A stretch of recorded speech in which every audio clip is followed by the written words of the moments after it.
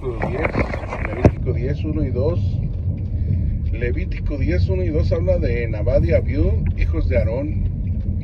Estos muchachos, pues Aarón era pues el sacerdote, el sumo sacerdote que Dios había escogido, y tuvo dos hijos, Nadab y Abiú. Estos dos hijos, por ejemplo, cometieron un error, ofrecieron delante de Dios, delante del altar de Dios, un incienso y cosas que Dios no había mandado, un fuego extraño. Entonces dice que el versículo 2 dice que los dos perecieron por haber ofrecido un fuego extraño delante del altar de Dios. En estos tiempos vemos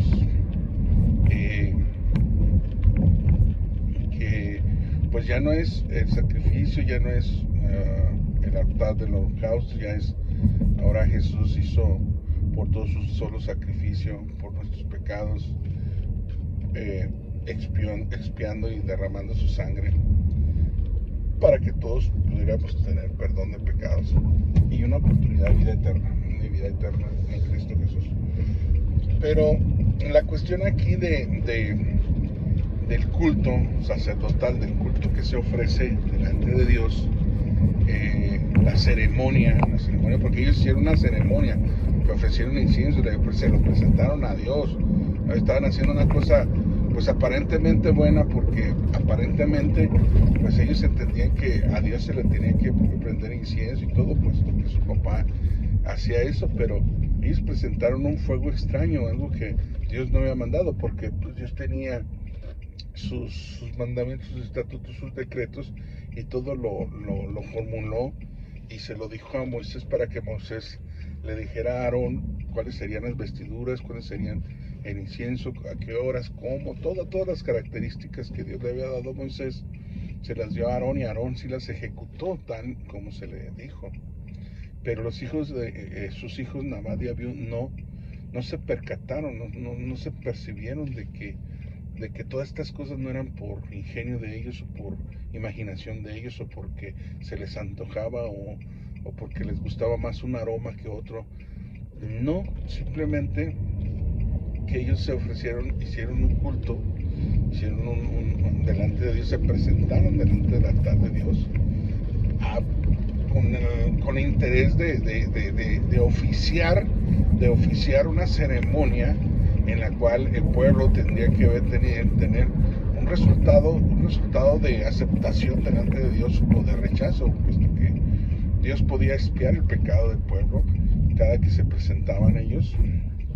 Entonces era un acto muy, muy serio con Dios, era un acto muy reverente, una cosa muy sagrada, muy, muy limpia. Por eso Dios había dejado a detalle las indicaciones con Moisés. Bueno, entonces perecieron. En el versículo 2 dice que murieron Nadab y Abiú a causa de haber presentado fuego extraño delante de Dios. El versículo 2 usted lo puede ver en Levítico 10:2.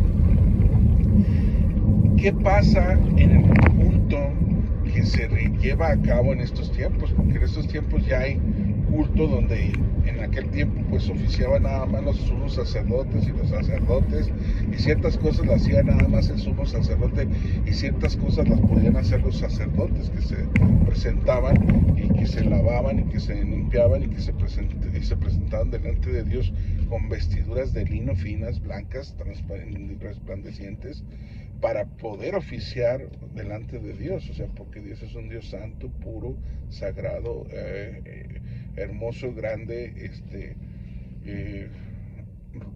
digno de reverencia, digno de adoración, digno de todo lo bueno, de todo lo máximo, de todo lo más sagrado que se pueda. Entonces ellos se presentaban delante de Dios y oficiaban. Entonces en estos tiempos se oficia delante de Dios, se oficia delante de Dios del altar, el altar, cuando en muchas iglesias se dice, bueno, ¿sabes qué? Nosotros dedicamos este lugar como el altar donde vamos a orar, se ora, se consagra ese lugar, se designa por los ministros, por los pastores, el lugar donde debe de adorar la congregación, y ya se establece. Inclusive hasta algunos ponen tapamis, algunos ponen, lo adornan. ¿Por qué? Porque es para Dios.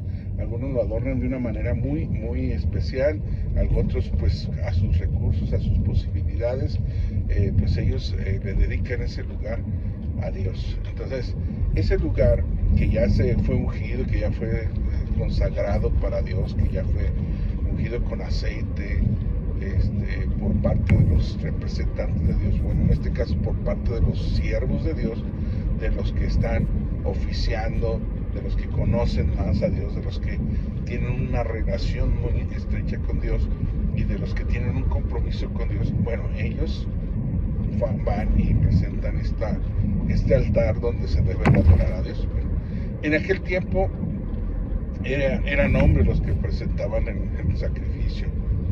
En los tiempos de Jesús pues también fueron 12 apóstoles, los 12 apóstoles, en el partimiento del pan, en la administración eran hombres los que estaban ministrando, ¿no? Pero en estos tiempos, hermanos, ha habido una situación ya que se sale de un contexto bíblico, se sale del contexto bíblico y la gente lo justifica y las organizaciones religiosas lo justifican, lo avalan y sin miedo y sin temor se presentan y hacen ciertas cosas que a Dios no le agradan. Hace poco vimos por ahí, vimos un video donde se presentaban danzando con vestidos de mujer los hombres, un poco afeminados, un poco como medios afeminados, medios que no reconocían su propia naturaleza, y ahí pues bailando y con vestidos de mujer, con trajes de mujer, con tacones de mujer, predicando, hombres con tacones de mujer. De una u otra manera, hermanos, cada vez restándole más valor a la palabra de Dios, más valor, más importancia, más temeridad, es decir,